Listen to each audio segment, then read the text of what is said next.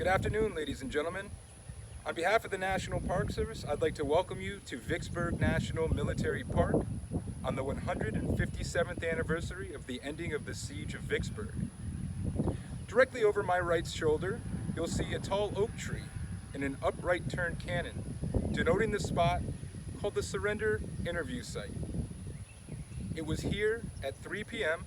on July 3rd, 1863, that Major General Ulysses S. Grant of the Union's Army of the Tennessee and Lieutenant General John Clifford Pemberton of the Confederate Army of Vicksburg met here at this spot to discuss and negotiate the terms of surrender.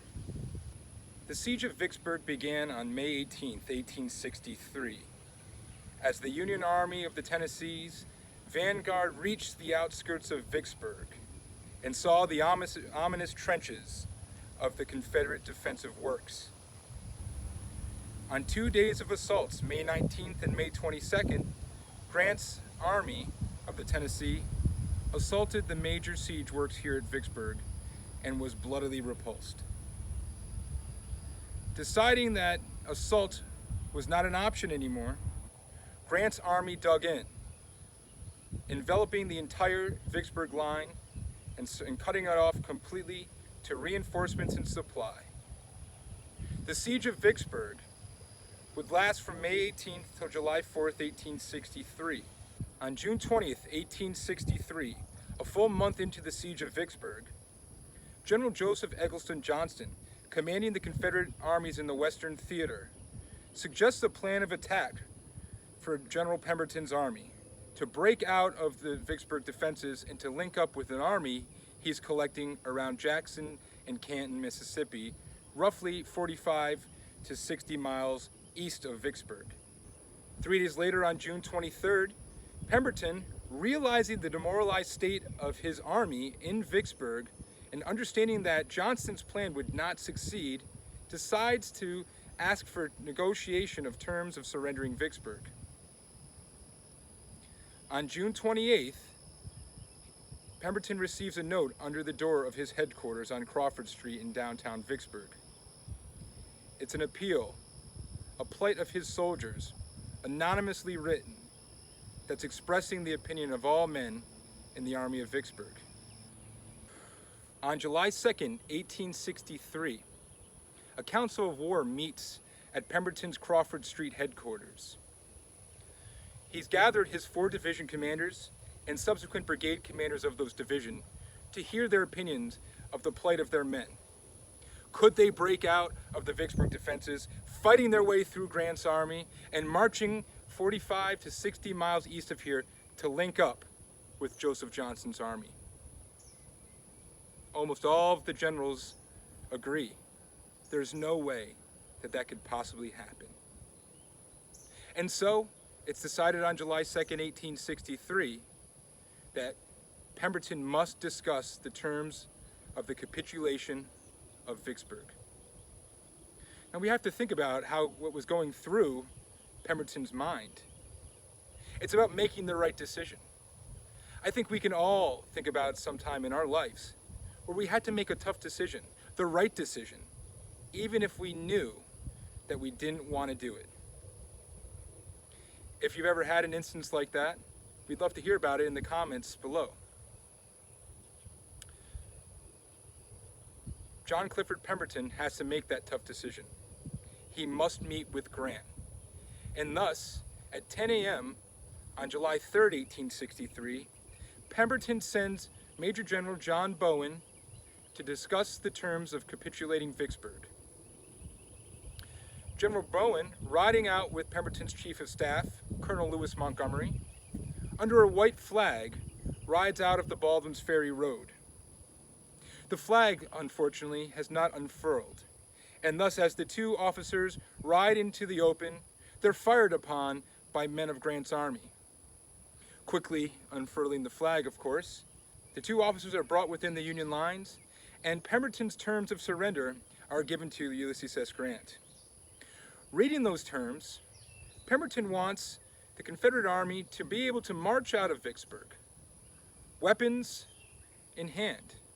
The officers are allowed to retain their sidearms, swords and pistols, their horses, and of course their property, their slaves, within the siege lines. Grant flat out rejects those immediately. And so, Bowen receives Grant's offer. Grant has no terms other than unconditional surrender. And we may recall that at previous battle of Fort Donaldson, Grant offered the same terms of surrender to the garrison there. This situation would be very similar. And thus Bowen goes back to Pemberton's Crawford Street headquarters. He hands Pemberton Grant's terms. Pemberton flat out rejects any unconditional surrender. They must negotiate or no surrender is going to happen. The cooler heads will prevail.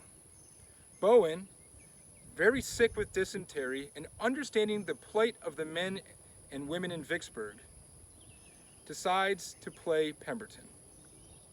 He tells Pemberton, of course, that Grant wants to meet him between the lines at 3 p.m. Now, Bowen had also mentioned to Grant that Pemberton wanted to meet between the lines at 3 p.m.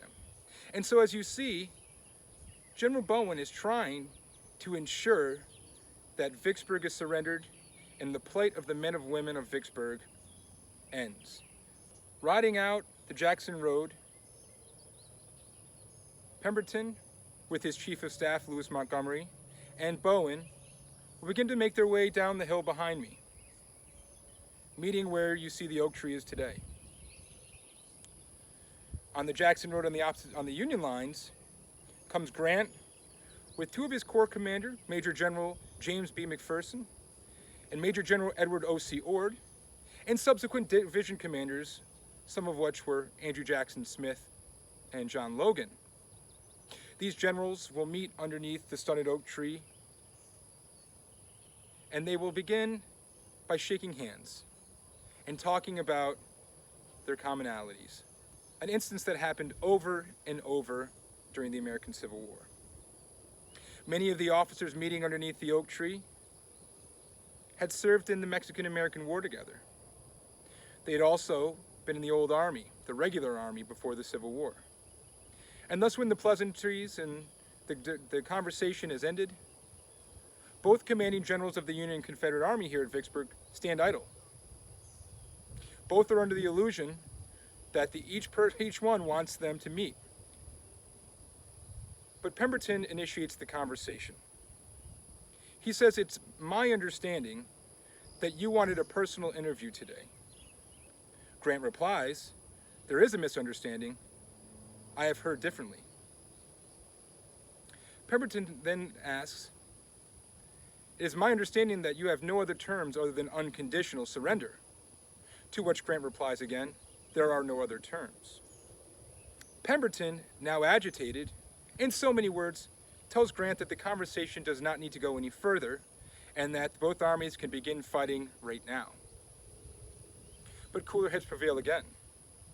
Grant, realizing the enormity of this situation, decides to allow Bowen, his corps commanders, and the junior officers to hash out the terms of surrender, while Pemberton and Grant sit under the oak tree, sharing a demijohn and talking about the Mexican War. As the terms of surrender are negotiated by Bowen and McPherson, Bowen suggests that, again, the Confederate officers are allowed to march out with their sidearms, the enlisted men with their rifles and wagons. Grant, when he hears the terms, again, flat out refuses. Frustrated by the situation, Pemberton then asks Grant to come up with terms of surrender, to which Grant says that he will have them by the evening. That evening, Grant and his officers meet in what Grant considered really the only council of war he had throughout the entire American Civil War, to discuss the best means of capitulation of Vicksburg.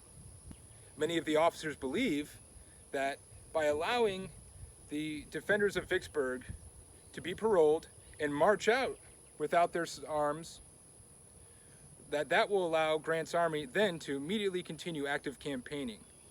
It will mean that every single vessel on the Mississippi River will not be encumbered by transporting prisoners of war from Vicksburg north to various prisoner of war camps.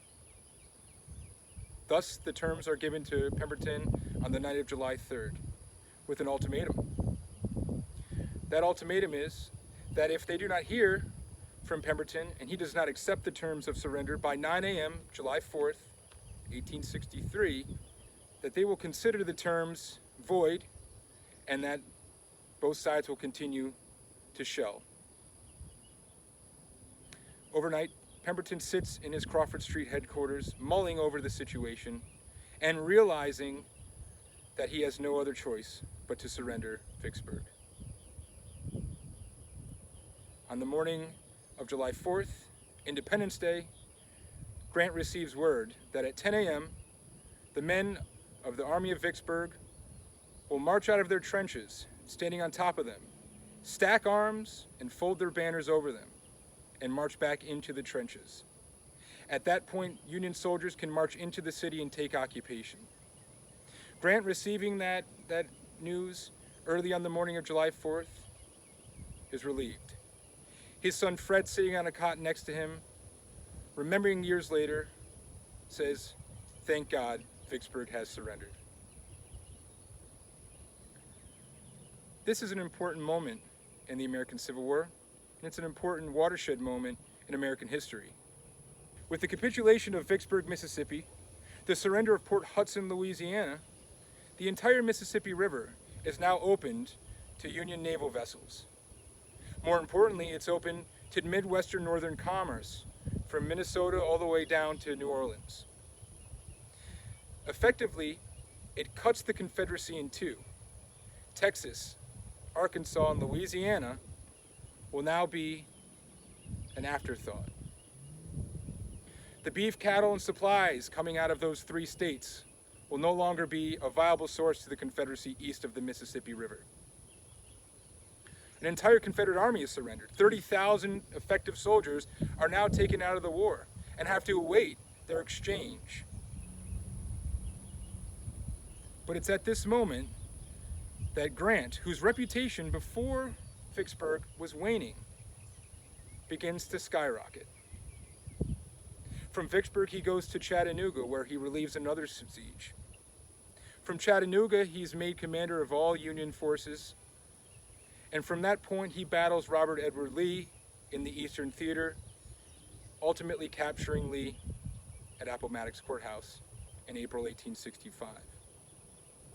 From that point, he rides his way into the White House as the 18th President of the United States. At the end of his life, bankrupt, he writes his memoirs. And just before he passes, completing them, those memoirs will be one of the highest royalty checks given to his family after his death. Vicksburg deserves to be remembered as that watershed moment. That moment that if this didn't happen, if any moment during the campaign that led up to this point, Grant failed, we may not be standing here today to have this conversation. I'd like to end the program today by reading the quote from the 16th President of the United States, Abraham Lincoln. It reads, "Major General Grant, my dear friend, I do not remember that you and I have ever met personally. I write this now as a grateful acknowledgement for the almost inestimable service you have done the country. I wish to say a word further. When you first reached the vicinity of Vicksburg, I thought you should do what you finally did. March the troops across the neck, run the batteries with the transports, and thus go below. That the Yazoo Pass expedition and the like could succeed. When you got below and took Port Gibson, Grand Gulf, and vicinity, I thought you should go down the river and join General Banks. And when you turned northward east of the Big Black, I feared it was a mistake. I now wish to make the personal acknowledgement that you were right and I was wrong. Yours very truly, A. Lincoln." There's no doubt that that's a powerful quote by President Lincoln. So thank you for attending the virtual program today on the 157th anniversary of the surrender of Vicksburg. Again, in the comments below, please ask questions. We will be answering them throughout the program and after.